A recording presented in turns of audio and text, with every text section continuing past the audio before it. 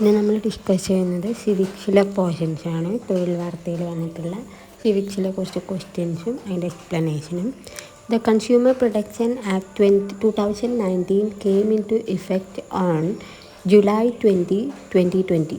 അപ്പം consumer protection act 2019 നിലവിൽ വന്നത് July 20, 2020 the consumer protection act was notified on August 9, 2019 and came into effect from July 20th, 2020. അപ്പോൾ ആദ്യമായിട്ട് അതിൻ്റെ notification ഇറക്കിയത് ഓഗസ്റ്റ് 9, 2019 അത് നിലവിൽ വന്നത് July 20, 2020. The main feature of Consumer Protection Act 2019 was that while retaining certain old provisions, the new act has certain new provisions that tighten the existing rule to further safeguard consumer rights and create an exhaustive consumer protection law. അപ്പോൾ main feature എന്ന് പറഞ്ഞാൽ ഈ consumer protection act 2019 main feature എന്ന് പറഞ്ഞാൽ മുൻപേ ഉണ്ടായിട്ടുള്ള കുറേ നിയമങ്ങൾ അവിടെ ഉണ്ട്. അതിൻ്റെ കൂടെ പുതിയ പ്രൊവിഷൻസും കൂടെ ആഡ് ചെയ്തിട്ട് ഇപ്പോൾ നിലവിലുള്ള നിയമത്തിന് കുറച്ചും കൂടെ ഉറപ്പ് നൽകുകയാണ് ചെയ്തത്.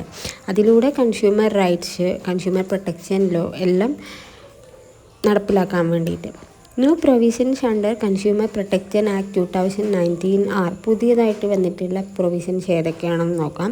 Inclusion of e commerce, direct selling establishment of certain consumer protection authority, strict norms for misleading advertisement, strict norms for product liability, changes in pecuniary jurisdiction, greater ease to dispute resolution addition in the clause of unfair trade practice, unfair contract and alternate dispute resolution through mediation. അപ്പോൾ പുതിയ പ്രൊവിഷൻസിൽ first വന്നിട്ടുള്ളത് inclusion of E കോമേഴ്സിലെ inclusion, പിന്നെ direct selling establishment of central consumer protection authority, പിന്നെ strict നോം four misleading ആയിട്ടുള്ള അഡ്വർടൈസ്മെൻറ്റിന് എതിരെയുള്ള ഏതൊക്കെ norms ആണെന്നുള്ളത് പുറത്തിറക്കി. പിന്നെ സ്ട്രിക്റ്റ് നോം ഫോർ പ്രൊഡക്റ്റ് ലയബിലിറ്റി, പ്രൊഡക്റ്റ് നല്ലതാണ് എന്ന് അവർ പരസ്യത്തിൽ പറഞ്ഞാൽ പോരാ, അവരെ പ്രൊഡക്റ്റിൻ്റെ മേലെ എഴുതിയാൽ പോരാ, അത് എന്ത് ചെയ്യണം, അത് പ്രൂവ് ചെയ്യാൻ വേണ്ടി പറ്റണം. അതിന് വേണ്ടിയിട്ടുള്ള സ്ട്രിക്റ്റായിട്ട് കുറച്ച് റൂൾസ് കൊണ്ടുവന്നു. പിന്നെ changes in the pecuniary jurisdiction, greater ease to dispute resolution, addition in the clause of unfair trade practice unfair ആയിട്ടുള്ള ട്രേഡ് പ്രാക്ടീസിന് വേണ്ടിയിട്ട് അതിന് റെസൊല്യൂഷന് വേണ്ടിയിട്ട് പുതിയ നിയമങ്ങൾ ഉണ്ടാക്കി. പിന്നെ unfair contract, alternate dispute resolution through mediation.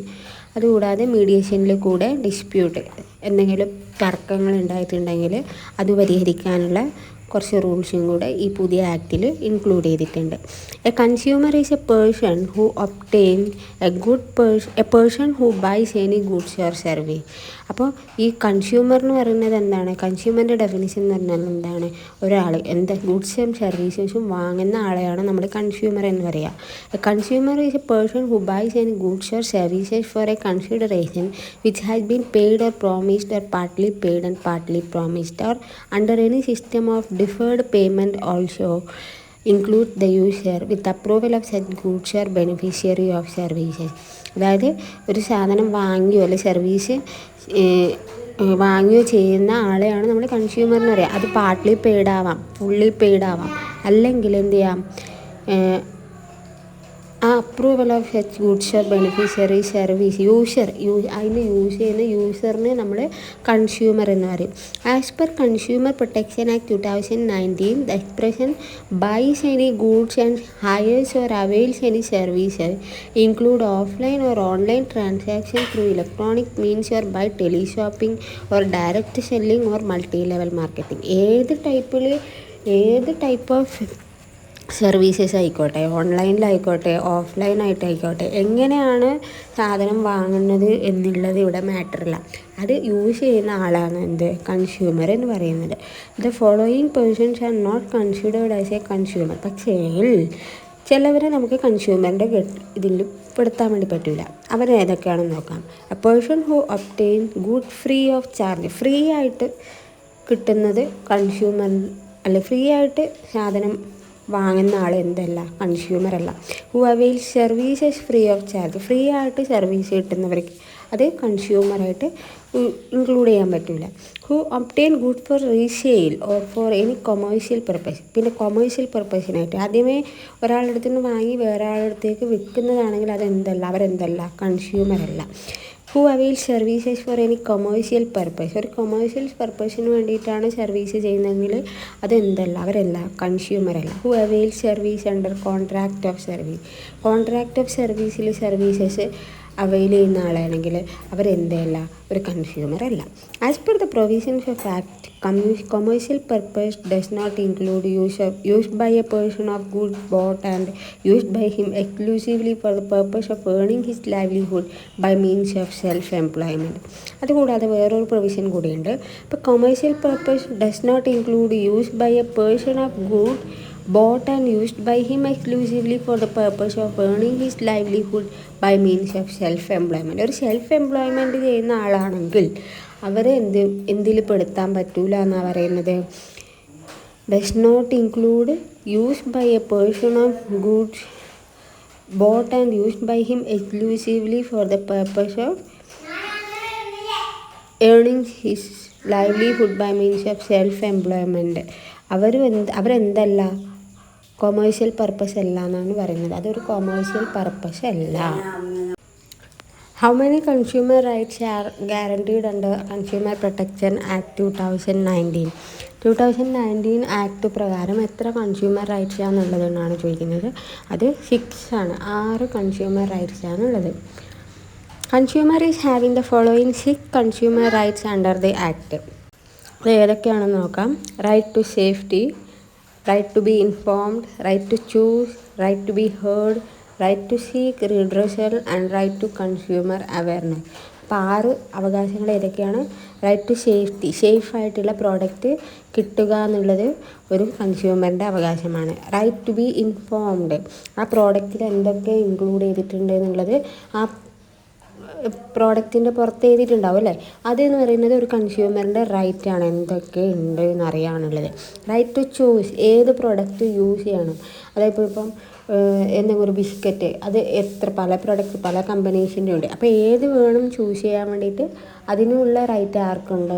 കൺസ്യൂമറിനുണ്ട്. Right to be heard, ഇനി അഥവാ കൺസ്യൂമറിന് എന്തെങ്കിലും കംപ്ലൈൻറ്റ് ഉണ്ടെങ്കിൽ ആ കംപ്ലൈൻറ്റ് അറിയിക്കാൻ, അത് കേൾക്കാൻ ആര് ബാധ്യസ്ഥനാണ്? ഈ പ്രോഡക്റ്റ് ഉണ്ടാക്കുന്ന ആളും ബാക്കിയുള്ള അതോറിറ്റീസൊക്കെ ബാധ്യസ്ഥനാണ്. പിന്നെ റൈറ്റ് ടു സീക്ക് റിഡ്രസൽ, ഇനി അഥവാ കംപ്ലൈൻറ്റ് ഉണ്ടെങ്കിൽ അതിന് റിഡ്രസൽ കിട്ടണം, അതിന് ഉണ്ടാകുന്നൊരു സൊല്യൂഷൻ ഉണ്ടായിരിക്കണം. റൈറ്റ് ടു കൺസ്യൂമർ അവെയർനെസ്, എന്തൊക്കെ അവകാശങ്ങൾ കൺസ്യൂമേഴ്സിന് ഉണ്ട് എന്നുള്ളതിൻ്റെ അവെയർനെസ്സും അറിയാനുള്ള അവകാശം ആർക്കുണ്ട്? ഈ കൺസ്യൂമേഴ്സിനുണ്ട്. The following parties can make complaint, ആർക്കൊക്കെ കംപ്ലൈൻറ്റ് കൊടുക്കാം? ഈ കൺസ്യൂമർ പ്രൊട്ടക്ഷൻ ആക്ട് പ്രകാരം ആർക്കൊക്കെ കംപ്ലൈൻറ്റ് കൊടുക്കാം, ആർക്കൊക്കെ കംപ്ലൈൻറ്റ് ചെയ്യാം എന്നുള്ളതാണ് പറയുന്നത്. ഒരു കൺസ്യൂമറിന് കംപ്ലൈൻറ്റ് കൊടുക്കാം. Or any voluntary consumer association registered under any law for the time being in force, പിന്നെ ഏതെങ്കിലും ഒരു നിയമത്തിൻ്റെ കീഴിൽ വരുന്ന ഒരു വോളണ്ടറി കൺസ്യൂമർ അസോസിയേഷന് എന്ത് ചെയ്യാം? കംപ്ലൈൻറ്റ് ചെയ്യാൻ വേണ്ടി പറ്റും. പിന്നെ central government or any state ഗവൺമെൻറ്റിനും കംപ്ലൈൻറ്റ് കൊടുക്കാം. സ്റ്റേറ്റ് ഗവൺമെൻറ് ആയിക്കോട്ടെ, സെൻട്രൽ ഗവൺമെൻറ് ആയിക്കോട്ടെ. ഇനി സെൻട്രൽ അതോറിറ്റിക്കും കംപ്ലൈൻറ്റ് കൊടുക്കാം. 1 or more കൺസ്യൂമേഴ്സ്, ഒരു ഗ്രൂപ്പ് ഓഫ് കൺസ്യൂമേഴ്സിനും കംപ്ലൈൻറ്റ് രജിസ്റ്റർ ചെയ്യാം. Where there are numerous consumers having the same interest in case of death of a consumer.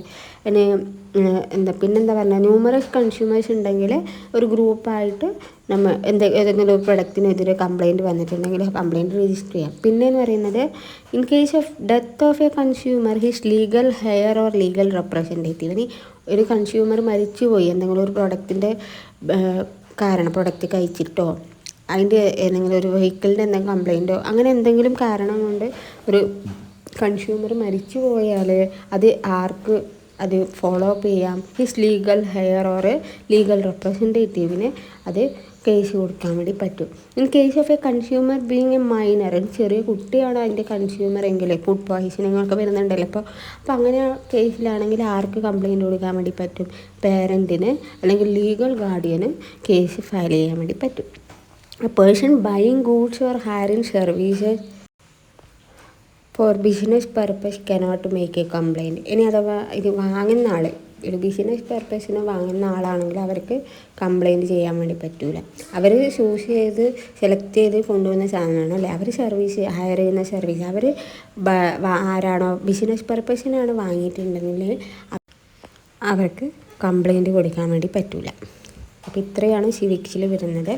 അപ്പോൾ താങ്ക് യു. ഇനി നെക്സ്റ്റ് ക്ലാസ്സിൽ കാണാം.